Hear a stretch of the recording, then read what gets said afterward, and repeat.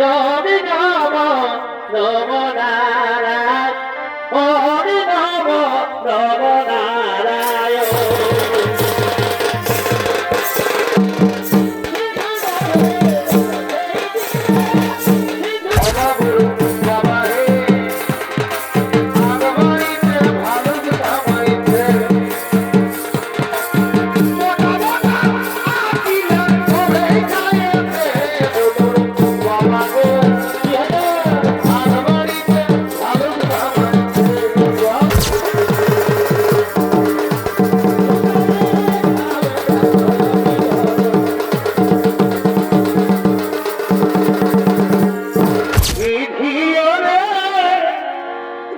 লিখেছে কখন পারিব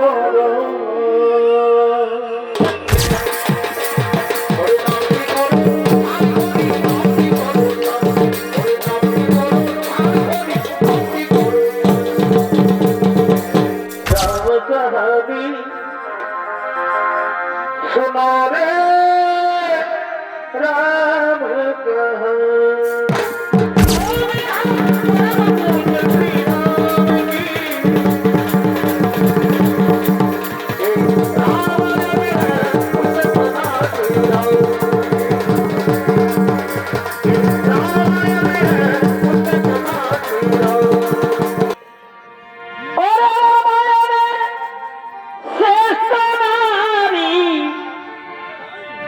देखो नारी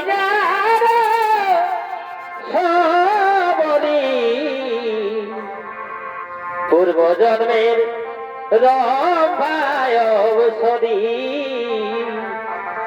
पूर्व जन्मेर रम्भाय अवसरी एवं कोन अपराधे सखी रे কোন অপরাধে রুষ্ট হয়াদি হরি কাঁদে দেখো দমিনী সবরি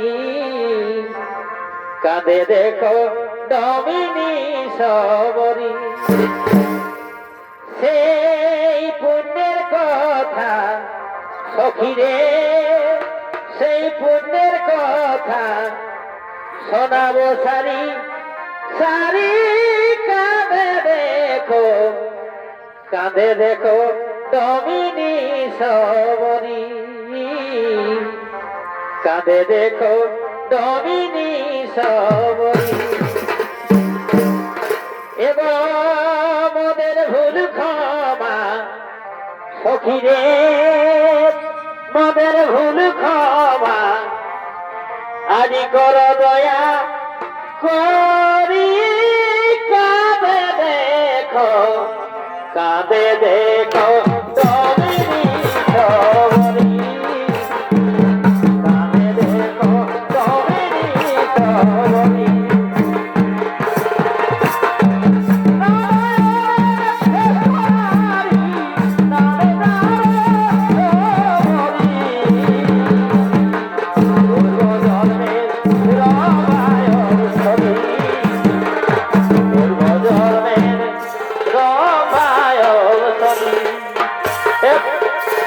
রামায়ণের নারী নারী যারা সবরি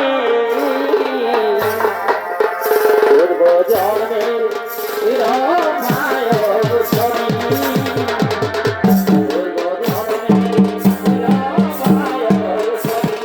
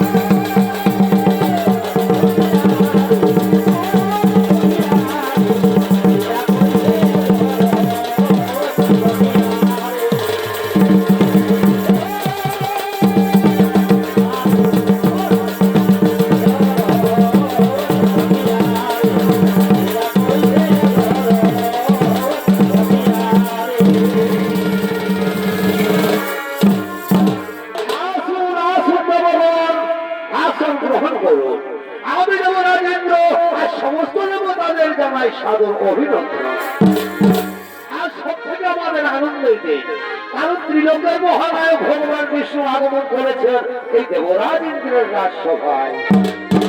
প্রভু নারায়ণ, এই দেবরাজ ইন্দ্রের প্রণাম গ্রহণ করুন ভগবান, এই দেবরাজ ইন্দ্রের প্রণাম গ্রহণ করুন। আয়ুষ্মান ভব। এই ইন্দ্র, তুমি সমস্ত দেবতাদের রাজা হয়েও আজ তোমার সর্বরাজ্য এমন নীরব নিছক কেন?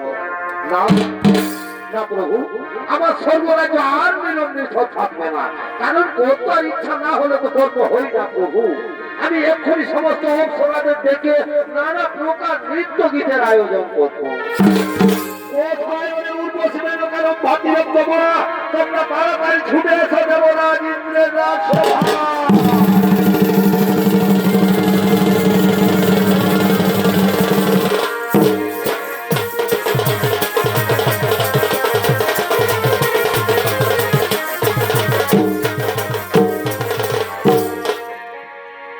তবে নারীর উদাহরণ করিলে আরাধ্য শক্তি নাম ধরাবে।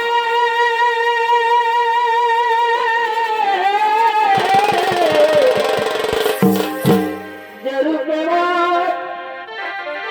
জানা জানি হে, যে রূপে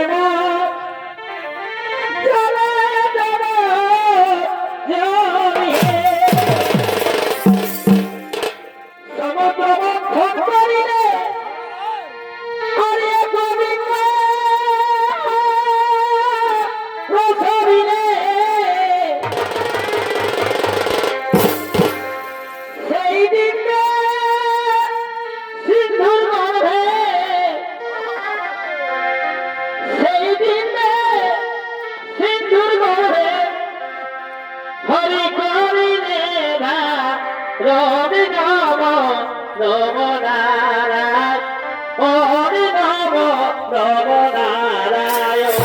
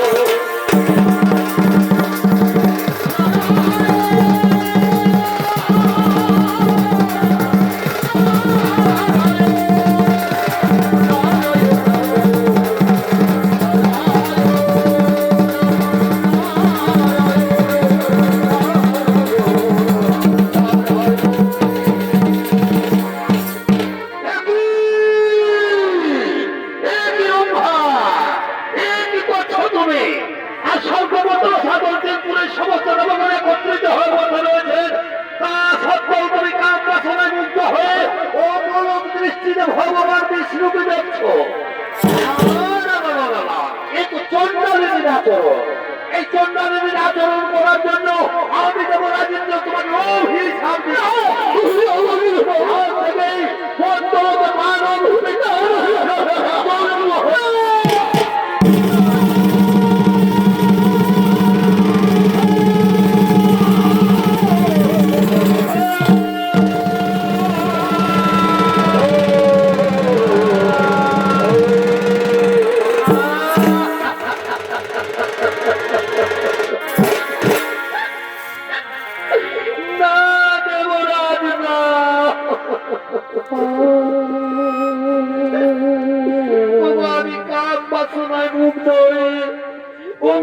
দৃষ্টিতে ভগবান বিষ্ণুকে দেখিনি। মনে মনে বড় সাধ করেছিলাম, মনে বড় আশা ছিল যে আজ ভগবানের চরণ দর্শন করে চোখ দুটি সার্থক করে দেব। এ দেবতাদের রাজা, এর জন্য আমাকে এই ভয়ঙ্কর অভিশাপ দিও না।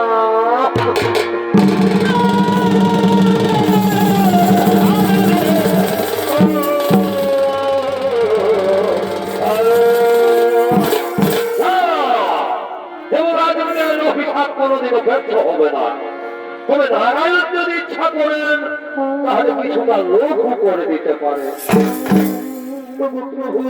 আমি নারায়ণ, তুমি তো অন্তরের কথা সবই জানো দয়াময়।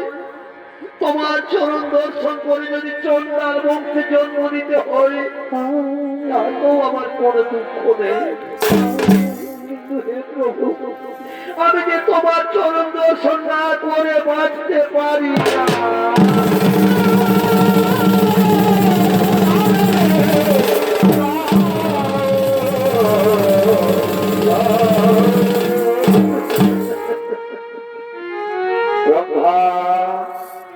শোনো রম্ভা, শোনো, তুমি আর কেঁদো না। চন্ডাল বংশে জন্ম হলো, ভক্তি থাকবে তোমার বটু। ত্রেতা যুগে আমি জন্ম নেব মানবের ঘরে, অযোধ্যা রাজা দশরথের জ্যেষ্ঠ পুত্র শ্রীরামচন্দ্র রূপে। আর তুমি জন্ম নেবে পঞ্চবটির কোনে হীরা চন্ডালের স্ত্রী মোহিনীর গর্ভে। নাম হবে তোমার সমরী। তুমি হবে আমার পরম ভক্ত, তাই ভক্ত রূপে দেখা হবে তোমার আমার। তারপর তুমি উদ্ধার হয়ে পুনরায় ফিরে আসবে স্বর্গলোকে। সমস্ত দেবগণ চিন্তার নাহিব কারণ, নিজ নিজ বলে সবে করো আগমন।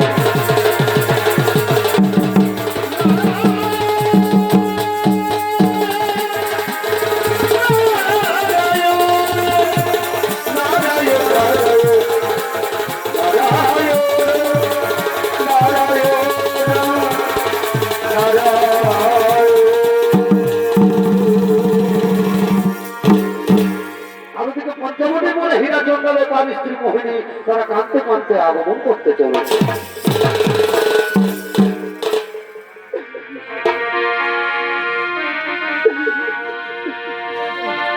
সুন্দর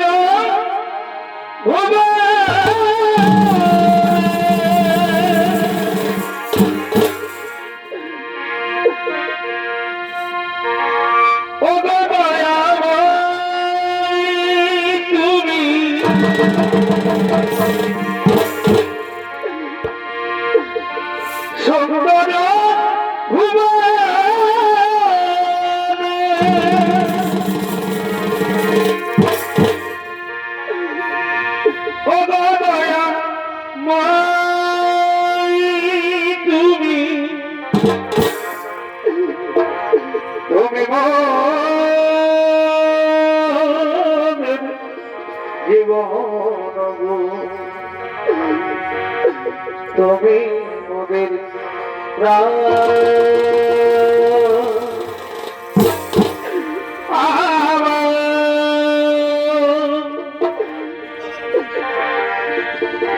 তুমি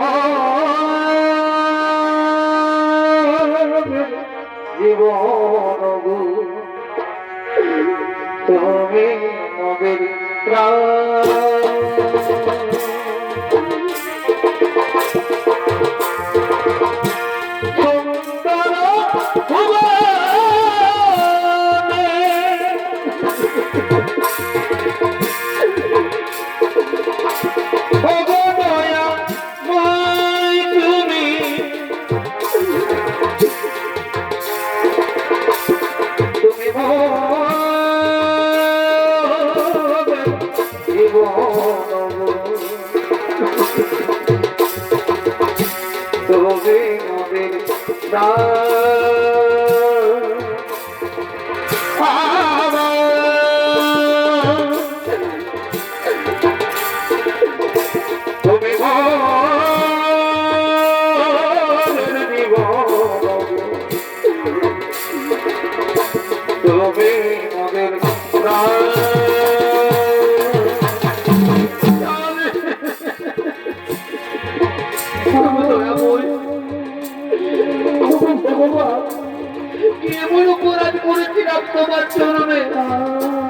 ছোট জাত সন্তান বলে সবাই আমাদের ঘৃণা করে, আর সন্তানেরা বলে কেউ আমাদের দেখতে পারে না। কেন কেন?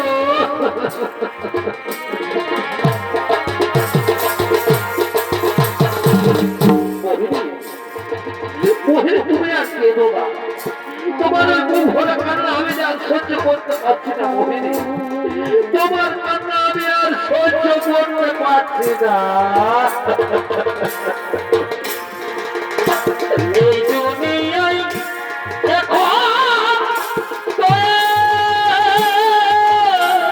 মোহিনী,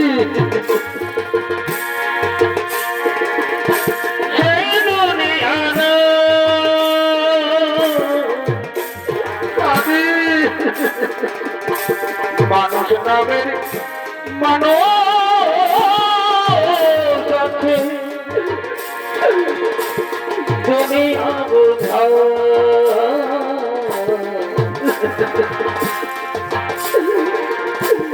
এই মানুষের ঘিরে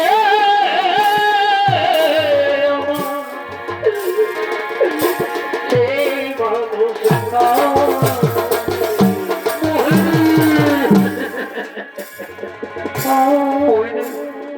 তুমি আর কেঁদো না মোহিনী, তুমি আর কেঁদো না। আর কত চোখে জল ফেলবে মোহিনী, এইভাবে আর কত চোখে জল ফেলবে?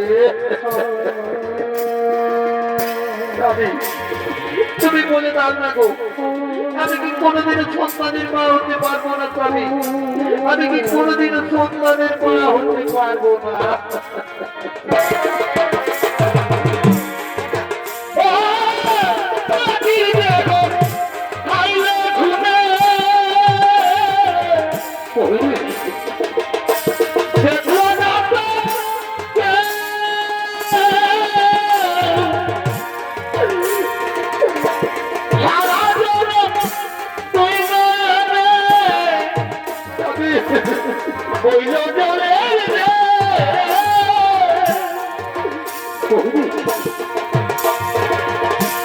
মনের ব্যথা বলতে গেলে এই দুনিয়ায় সবাই বলে সোনামি সময় না, এই মানুষের ঘিরে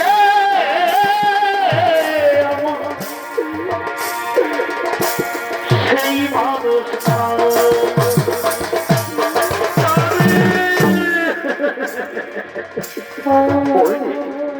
তুমি আর কেঁদো না, ভগবান আমাদের উপর অত বড় নির্দয় হতে পারে না মোহিনী। দেখবে একদিন না একদিন নিশ্চয় তুমি সন্তানের মা। তাই যে নই স্বামী, তাই যে নই গো, তাই যে নই, তাই হবে মোহিনী, তাই হবে। আচ্ছা মোহিনী, যাও তো, যাও তো, তুমি নদী থেকে চান করে জল নিয়ে আসবে, আর আমি ভাই ততক্ষণে কোনো গ্রাম থেকে ভিক্ষে করে নিয়ে আসবো। ঠিক আছে স্বামী, যাও গো, তুমি তাড়াতাড়ি ভিক্ষে করে ফিরে এসো, আর আমি ভাই ততক্ষণে নদী থেকে চান করে জল নিয়ে আসছি। ঠিক আছে মোহিনী, ঠিক আছে মোহিনী, তাহলে আমি আসি।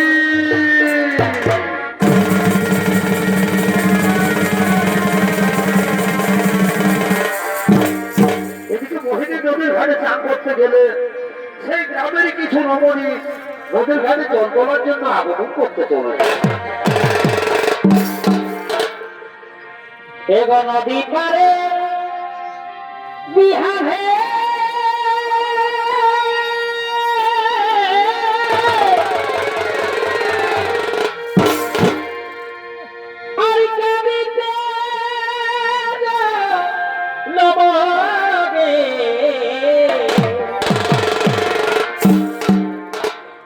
নদী পারে বিহারে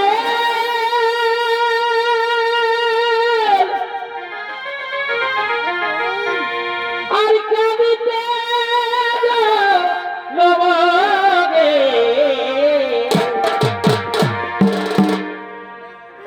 দিদি বুঝে নাই গো, বুঝে না কাল ভরাই চুগুলু দেখা।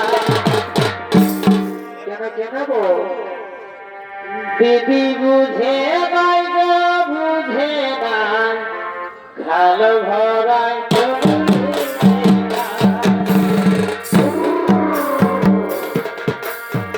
নদী পারে বিহারে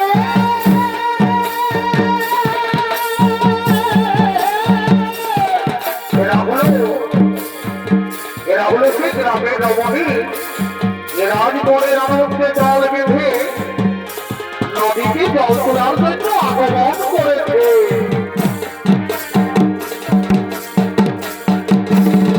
নদী পারে বিহারে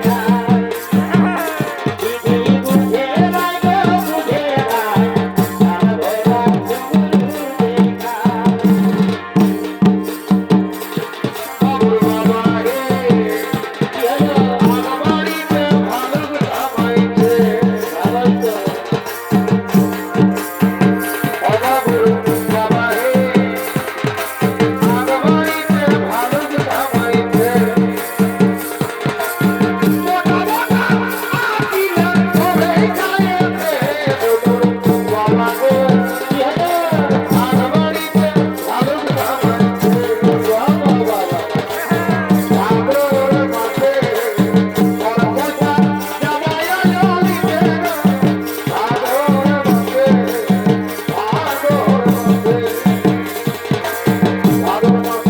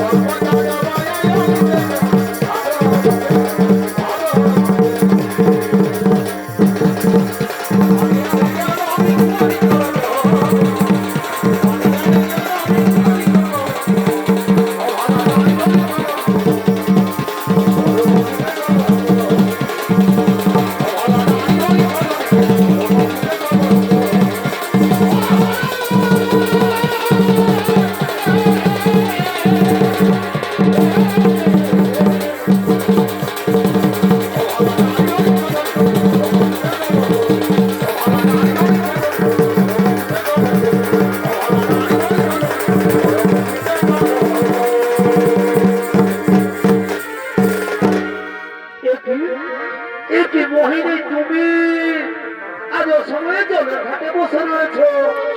তুমি তো জানো যে আমরা প্রতিদিন এই সময় এই ঘাটে জল তুলতে আসি। তাছাড়া তুমি তো নিচু যান চন্ডা তোমার মুখ দেখাও তো আমাদের পা তার উপর আবার সম্মান লজ্জা করে না ও লক্ষ্মী অপয়া চলো আমরা না হয় অন্য ঘাটে জল তুলে নিয়ে এ নারী নয় এ নারী নামের কোল এ নারী নামের কোল নারী নামের কোল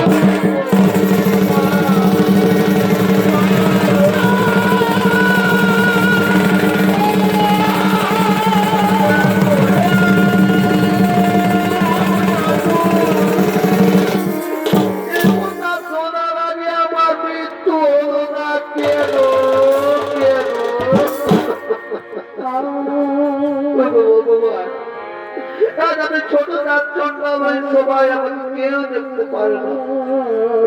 আমি নাকি নারী নামের কলঙ্ক না, এ জীবন আর আমি রাখতে চাই না, এ জীবন আর আমি রাখবো না। তার চেয়ে ওই নদীর জলে ঝাঁপ দিয়ে দেবো জীবন।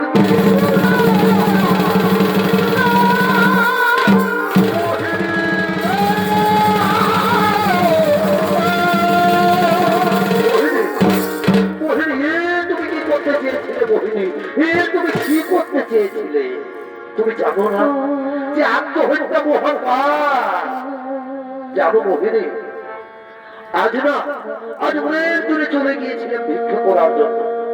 ভিক্ষা করে ফেরার পথে এই বৃক্ষের তলায় বিশ্বাস করছিলাম। হঠাৎ কে যেন আমাকে বলছে, হীরাচন্দ্র, তুমি আর চিন্তা করো না, তোমার ঘর আলো করে এ কন্যা সন্তান জন্মগ্রহণ করবে। মোহিনী, আমি হঠাৎ চেয়ে দেখলাম কিন্তু কেউ নেই। চলো মোহিনী, তুমি ঘরে ফিরে চলো, চলো রান্না করবে, চলো। এসো মোহিনী, এসো রান্না করবে, চলো।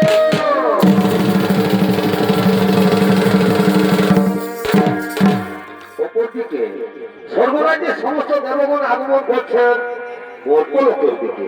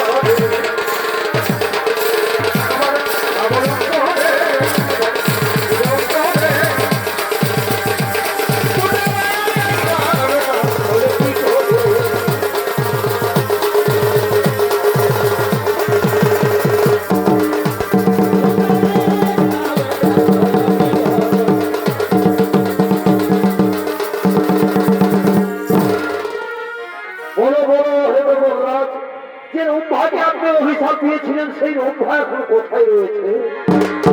শোনো শোনো সমস্ত দেবগণ, যে রম্ভাকে আমি অভিশাপ দিয়েছিলাম, ভগবান বিষ্ণু সেই রম্ভাকে হীরাচন্দ্রের স্ত্রী মোহিনীর গর্ভে স্থাপন করেছে। তাই তো আজ মোহিনী অহংকার করে বলছে সে নাকি অসাধ্য স্থাপন করেছে। তাই দর্পহারী নারায়ণ মোহিনীর দর্পচূর্ণ করার জন্য মর্ত লোকে আগমন করেছেন। তাই তো আমরা সকলে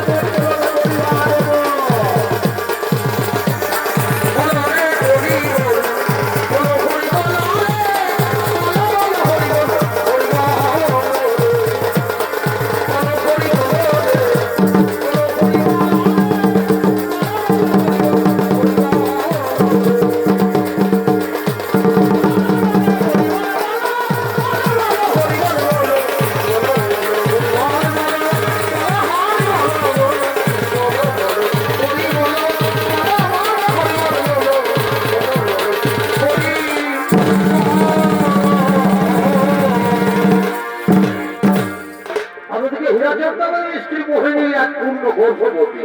তাই মনের আনন্দে অহংকার করতে করতে নিজের কুটিরের দিকে আগমন করতে চলে। ওই জীবনটা জানি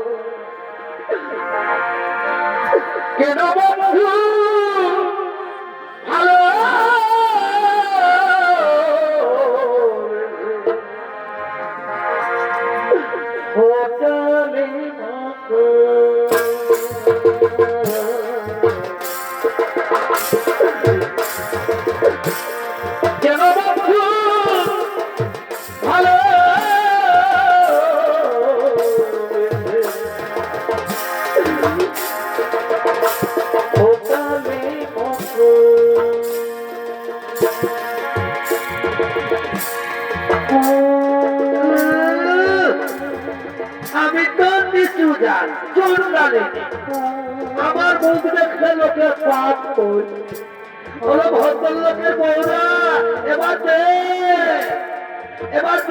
আমি নাকি সন্তানহীনা আজ আমি পূর্ণ গর্ভবতী এবার আমি অসাধ্য সাধন করেছি যার জন্য ভগবান আমার গর্ভে সন্তান দিতে বাধ্য হয়েছে আর তোরা কেউ আমাকে বলতে পারবি না সন্তানহীনা কেউ বলতে পারবি না ও লক্ষ্মী অপয়া এবার আমি মা হব পৃথিবীতে এমন কোন শক্তি নেই যে আমাকে মা হতে আটকাতে পারে রোহিণী রোহিণী তুমি সন্তান জন্ম না দেওয়ার আগে তোমার এত গর্ব এত তুমি সন্তানের জন্ম দেবে ঠিক তুমি সন্তানের মা হবে তাও ঠিক কিন্তু আমি তোমাকে অভিশাপ দিয়ে যাচ্ছি তোমার সন্তান পৃথিবীর আলো দেখবে ঠিকই কিন্তু তুমি তার মুখ দর্শন করতে পারবে না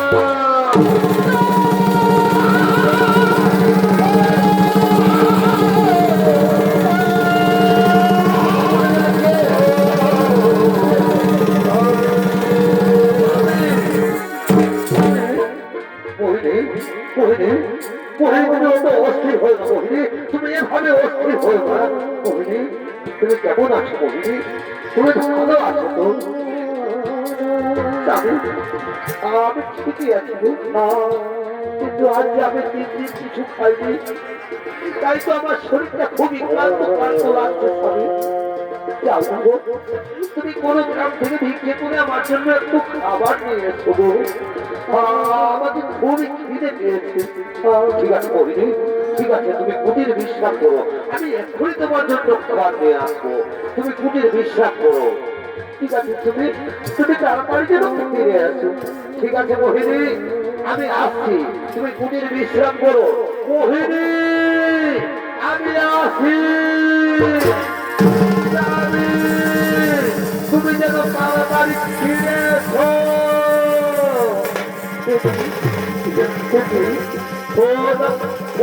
তোমার গর্ভ যন্ত্রণা করছে কেন সহ্য যন্ত্রণা তুমি যেও না তুমি ফিরে এসো সহ্য যন্ত্রণা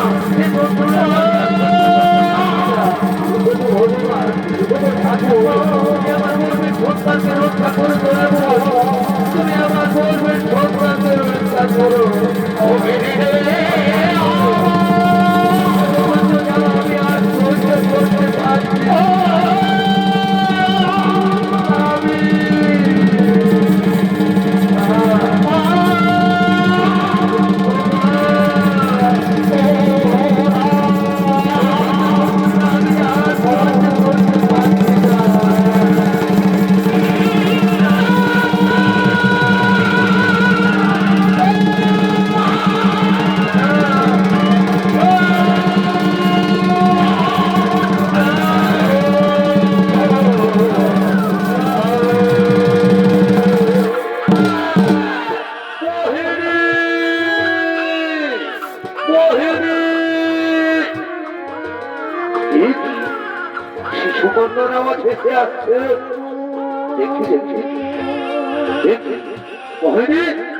তুমি আমাদের সন্তানের জন্ম দিয়েছ আজ আমার কি আনন্দ আজ আমার খুবই আনন্দ মোহিনী আমাদের সন্তানকে জন্ম দিয়েছে আয় আয় মা আমার পরে আয়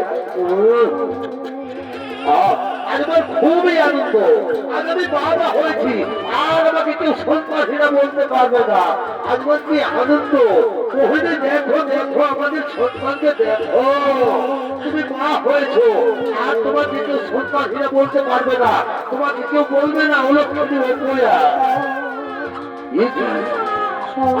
মোহিনী কথা বলছে না কেন মোহিনী মোহিনী মোহিনী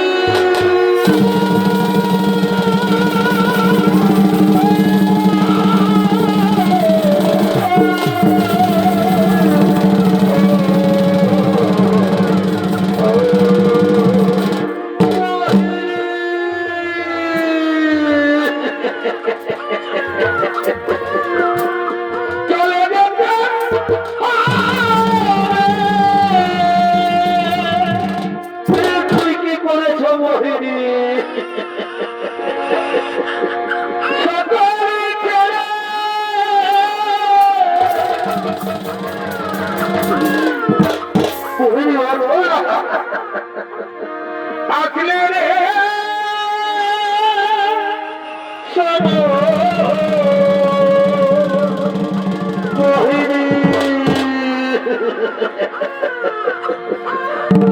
বিধিওরে কি লিখেছে কখন পারি মরণ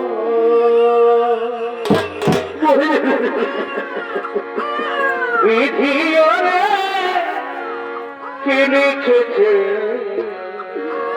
আমি যে তোমার জন্য খাবার দিয়ে কখন পারি মরণ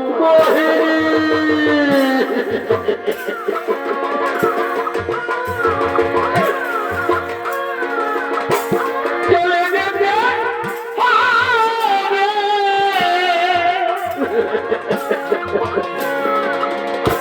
সকলে ছেড়ে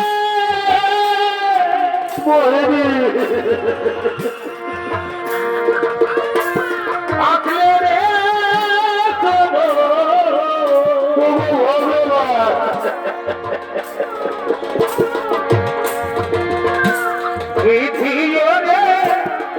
কি লিখেছে কখন পারে মোহিনী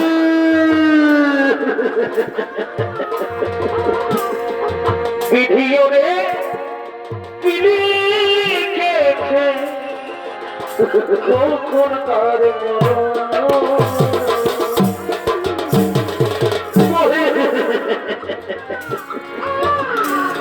তুমি আমাকে খাবার আনতে পাঠিয়ে এরকম ভাবে তুমি আমাকে ছেড়ে চলে যেতে পারো না মোহিনী তুমি আমাকে ছেড়ে চলে যেতে পারো না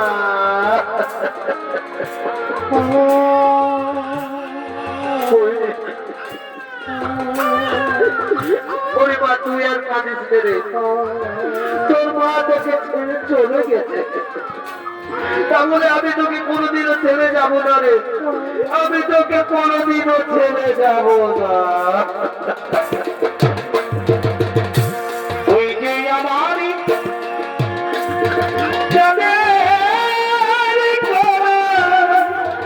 আমার সোনা মনে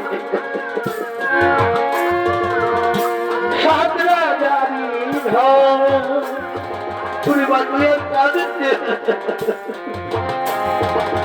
তুই যে আমার দিনের আলো রাতেরই স্বপ্ন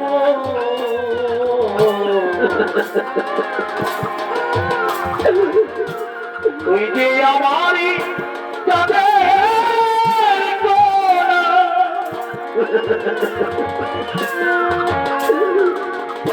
সাতরা জানি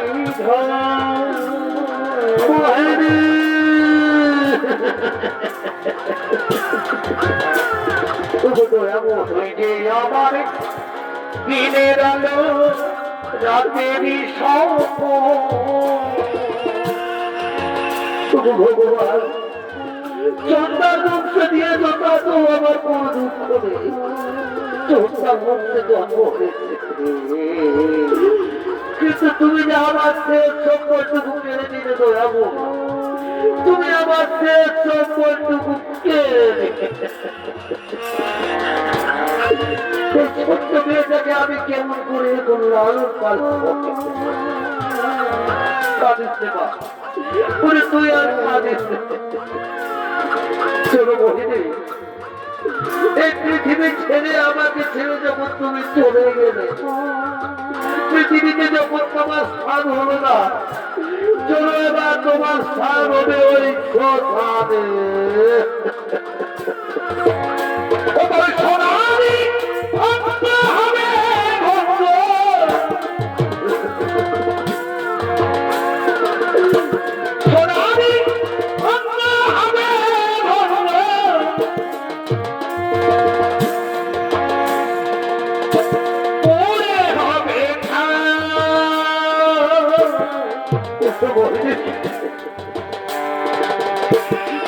আকাশে যাবে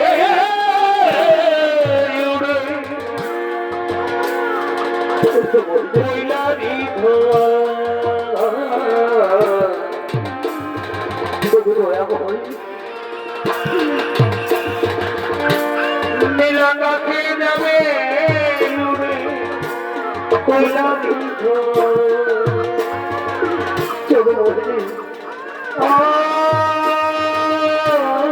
তোমাকে নিয়ে ওই ঘাটে চলে যাবে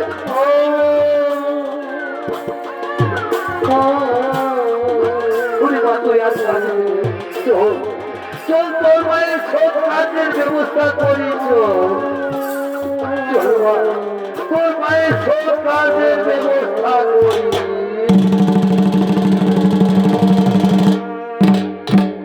মোহাম্মদ দর্শক মন্ডলী তাই হীরাজনটা তার স্ত্রীর সব কার্য শেষ করে তার কন্যা সন্তানের নাম রাখেন সবরী। সবরীকে নিয়ে হীরাজনদাল খুবই দুঃখিত।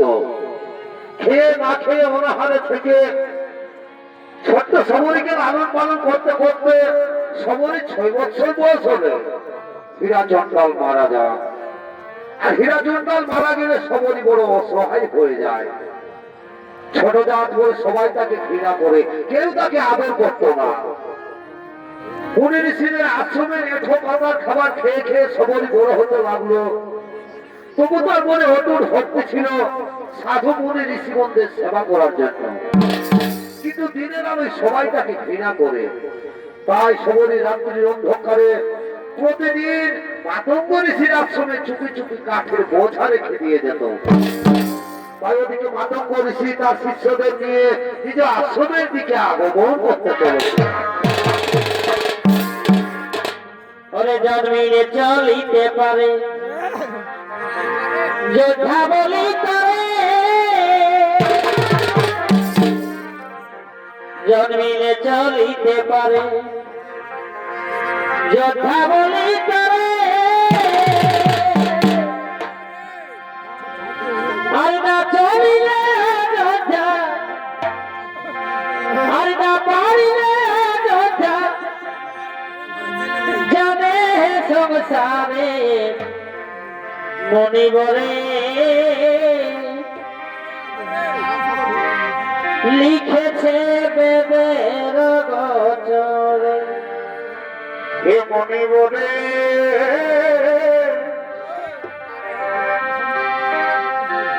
লিখেছে বেদের গোচরে।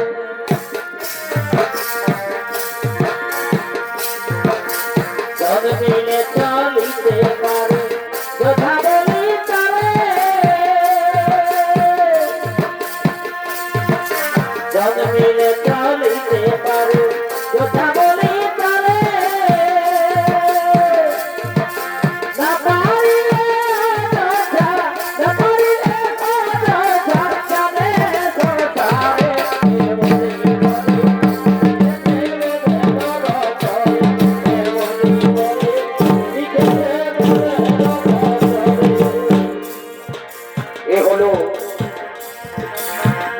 মহামণি মাতঙ্গ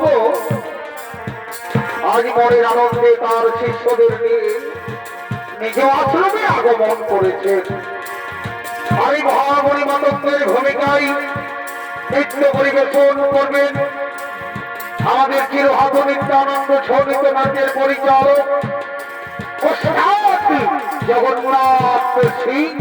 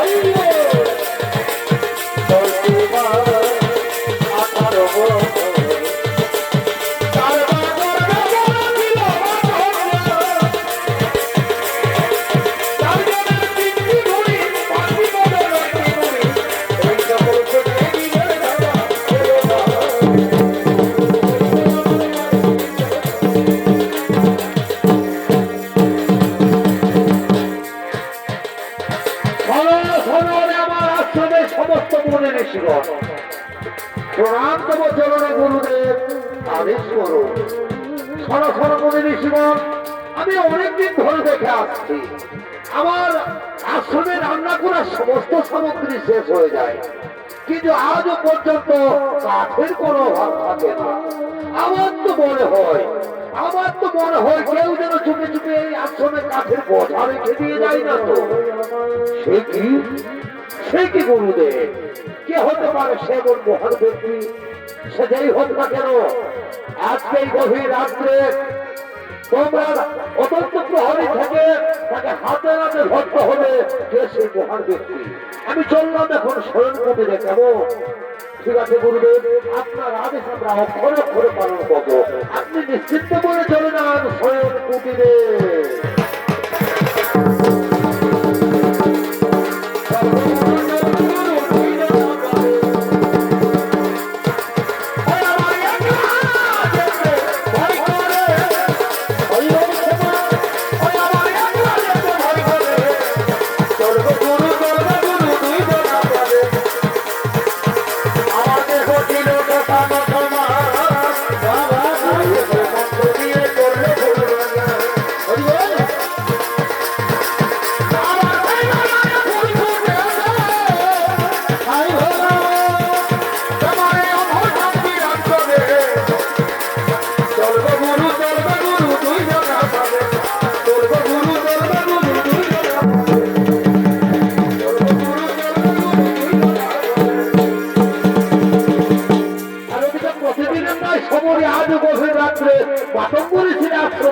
কাঠের বোঝা নিয়ে আগমন করছেন চুপি চুপি।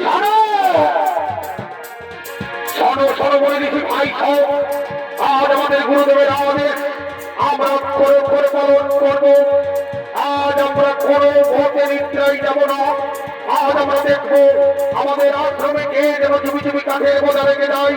তাই আজ আমরা অত্যন্ত প্রহরী। আজ সকলে আজ আমরা হাতে হাতে তাকে ধরবো।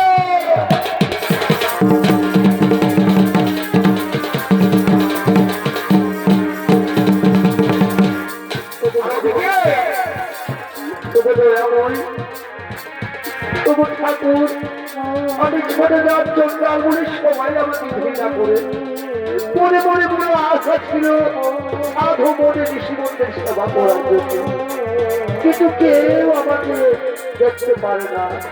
তাই প্রতিদিন গভীর রাত্রে মাতঙ্গ ঋষির আশ্রমে চুপি চুপি কাঠের বোঝা রেখে দিয়ে যায়, যাতে মনে ঋষিদের কাঠের অভাবে অনাহারে না থাকতে হয়।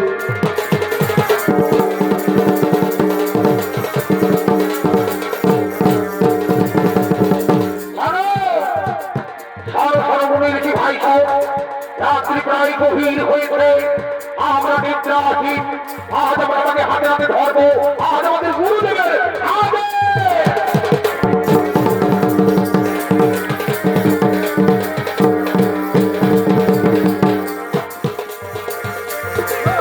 গুরু গুরু আমার গুরু। তোমরা দুই দল ওইদিকে থাকো আর আমরা ওইদিকে থাকি। গুরু আমারই গুরু গুরু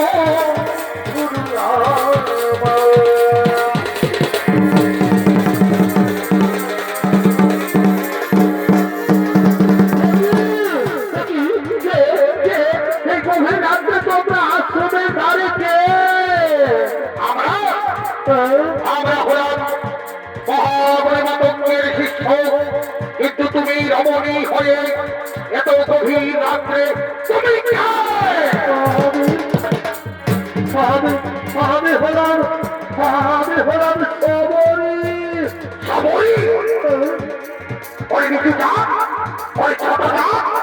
তুই জানিস না এই মহাবলী মাতঙ্গের আশ্রমে কোন নীতি জাত কোন ছোট জাত কেউ কেউ প্রবেশ করতে পারে না। আর তুমি নীতি জাত হয়ে তুমি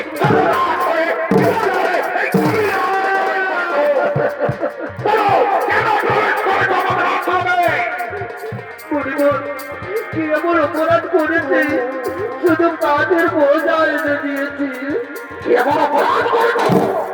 ওই শয়তানি, তুই জানিস না আমাদের সমস্ত যজ্ঞ আমাদের তপস্যা সব তুমি বন্ধ করতে চেয়েছিলি। ওই মনে দিচ্ছি ভাই, আজ আমরা এই শয়তানিকে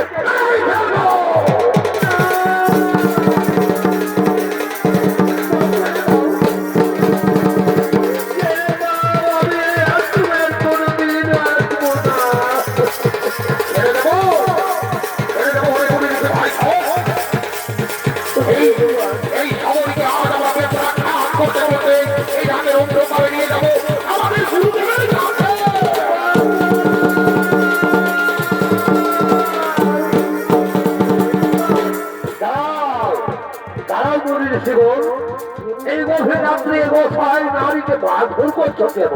গুরুদেব, গুরুদেব, এই দেখুন গুরুদেব, এই ছোট তার সন্তানেরই সমরে এই আমাদের আশ্রমে প্রতিদিন চুপি চুপি কাঠের বোঝ রেখে দিয়ে যায়। বলি ঋষিগণ, এই সমরে শুধু কাঠের বোঝা রেখে দিয়ে যায় না, এই সমরে প্রতিদিন গভীর রাত্রে আশ্রমে ঝাড়ু লাগায়, ফুল পাতে, আবার গোপনে গোপনে মুনি ঋষিদের সেবাও করে যায় সবরে। গুরুদেব, গুরুদেব, তাহলে আমাদের ভুল হয়ে গেছে গুরুদেব, আমাদের ক্ষমা করে দিন গুরুদেব, আমাদের ক্ষমা করে দিন। তো ফাস্তু মা সবরী, মা সবরী, আজ আমার বুক আনন্দে ভরে উঠেছে, কারণ সূচি হয়ে মুচি হয়ে যদি কৃষ্ণ পুজো, আর মুচি হয়ে সূচি হয়ে যদি কৃষ্ণ করে। আজ আজ আমি তোমার বলবে আনন্দিত, তোমার নবভক্তের উদয় হয়েছে। মা সবরী, আজ থেকে আশ্রমের সমস্ত দায় দায়িত্ব তুমি পালন করতে পারবে। দেখো মা সবরী, একদিন এই আশ্রমে তুমি ভগবান রামের দর্শন পাবে, এটাই মাতঙ্গ ঋষির আশীর্বাদ। মুনি ঋষিগণ, সবরীকে অন্য কুটিরে নিয়ে চলো, আমি গুরু দীক্ষায় দীক্ষিত করে দেব।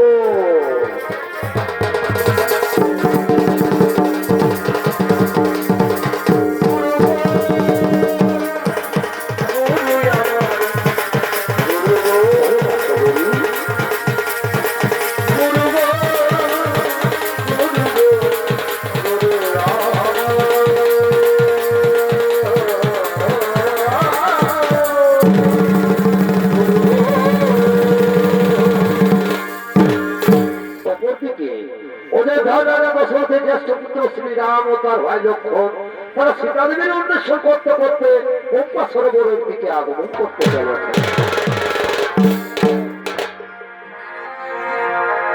রাম কাহানি শুনো রে, রাম কাহানি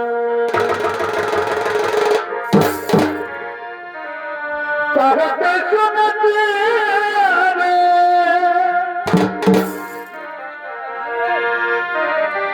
कहते सुनते रे, आँखियों में पानी, राम कहानी सुनो रे, राम कहानी।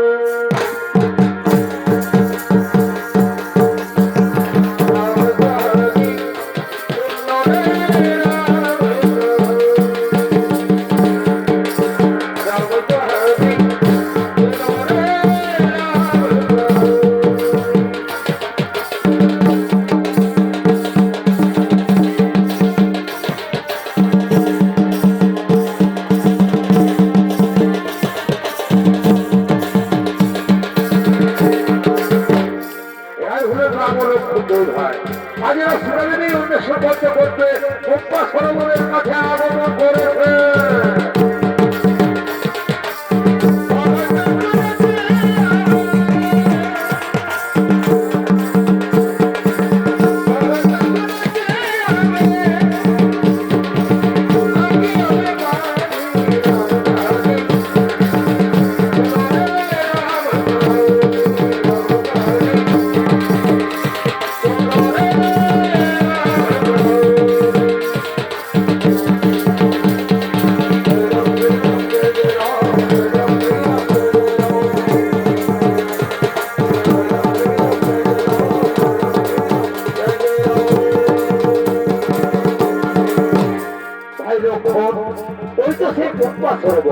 কিন্তু এই পম্পা সরোবরের কাছে কোনো কুটির বা কোনো আশ্রম দেখা যাচ্ছে না, মানে কোথায় কোথায় বা তার শহরের আশ্রম কোথায়? দাদা দাদা, ওই দেখো দাদা, ওই অদূরে একটি কুটির দেখা যাচ্ছে, তাহলে সেটাই কি হতে পারে বা তার শহরের আশ্রম? তাই চলো দাদা, চলো সেই কুটিরে যায়।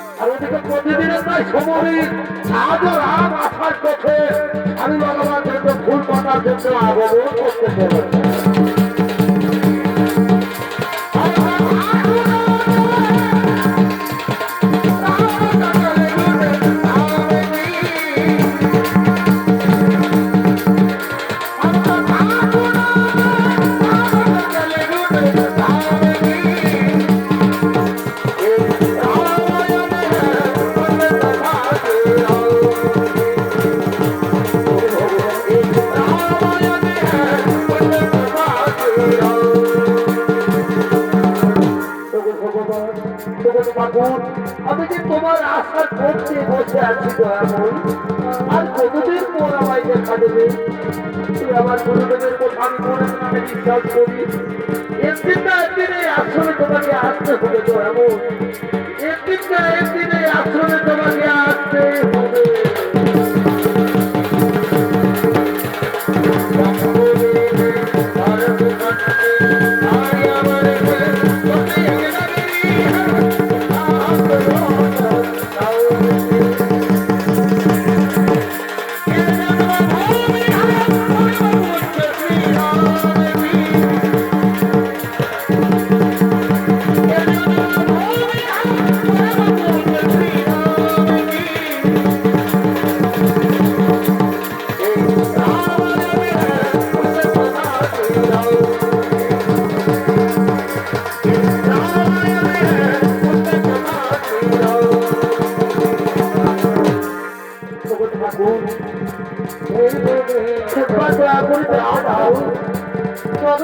বহুদিন তোমার আশা করতে বসে আছি ঠাকুর, তোমার আশা করতে প্রতিদিন ঝাড়ু লাগাই ফুল পাখি।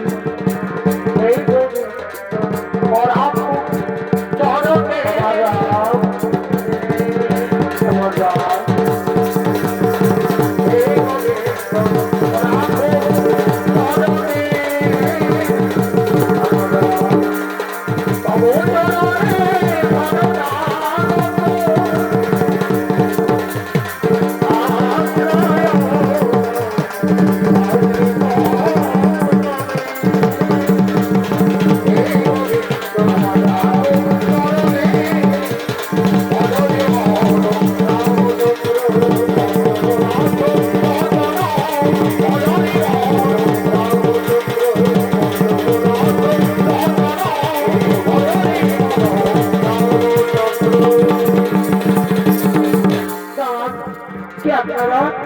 আমার এই ফুল মারাবেন না, এই ফুল আমি আমার প্রভু ভগবান রামের জন্য পেতেছি।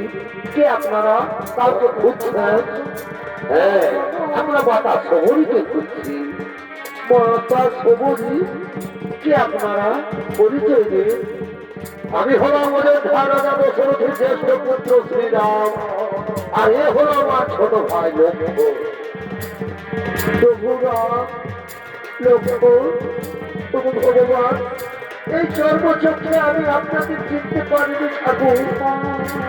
তুমি আমার ক্ষমা করে দাও দয়াময়, তুমি আমাকে ক্ষমা করে দাও।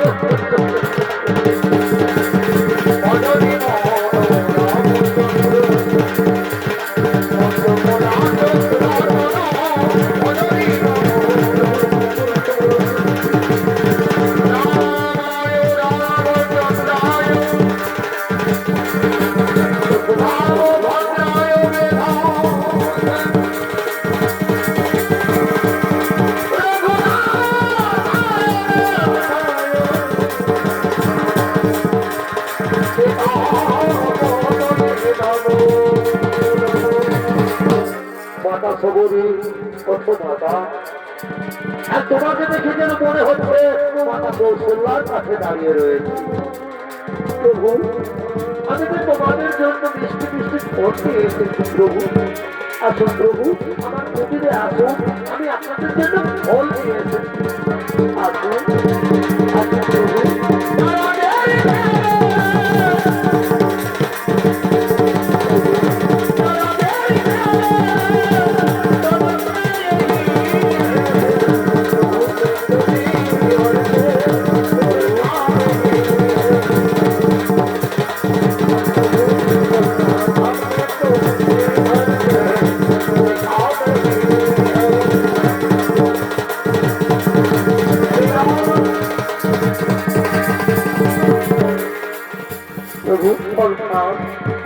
মাতা সবরী, মাতা সবরী, সিংহ পর্বতের রাস্তা বলে দাও মাতা। প্রভু, এই পম্পা সরোবর থেকে সোজা ঘুরতে চলে যাবে, তারপর একটি দক্ষিণ থেকে সুরঙ্গ রাস্তা পাবে। সেই সুরঙ্গ রাস্তায় হবে সেই পর্বতের রাস্তা। মাতা সবরী, তাহলে তুমি আমাদের বিদায় দাও মাতা। না না প্রভু, তার আগে আপনি আমাকে বিদায় দিন প্রভু। আমি যেন আমার গুরুদেবের কাছে চলে যেতে পারি প্রভু, আমি যেন আমার গুরুদেবের কাছে চলে যেতে পারি। তাই হবে মাতা সবরী, তাই হবে।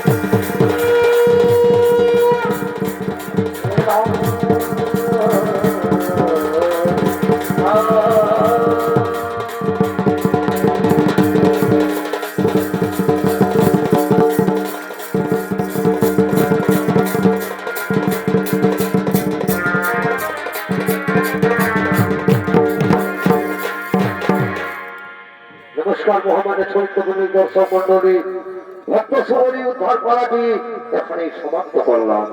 নমস্কার।